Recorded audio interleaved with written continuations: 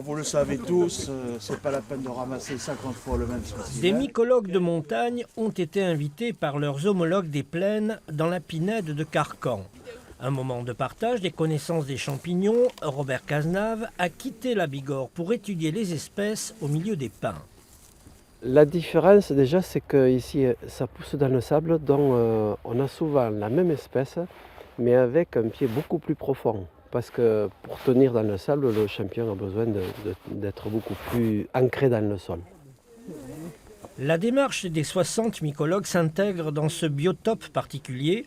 On ne cherche pas de cèpes, girolles ou pieds de mouton, les comestibles, mais plutôt la manite tumouche, le bolet satan ou une célébrité locale. Dans la région, on l'appelle le bidao, qui est un champignon traditionnel, mais pour lequel des patients sont décédés après avoir consommé des quantités importantes de ce champignon. Alors, si vous voulez, ça rend compte de toute la problématique des champignons actuellement, c'est-à-dire qu'il y a des champignons que l'on connaît toxiques depuis fort longtemps et des champignons que l'on croyait comestibles et qui ne le sont pas. Ça fait penser à l'odeur d'un hébélum. Tous ces passionnés se rencontrent une fois par an à l'appel du Centre d'études mycologiques en Aquitaine. Le CEMA invite aussi le consommateur à la prudence. Globalement, l'être humain n'est pas fait pour digérer, nous n'avons pas les enzymes qu'il faut pour digérer les champignons.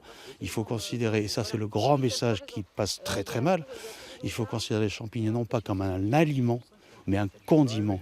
Retenons alors que les champignons, une fois identifiés par un expert, se consomment avec modération.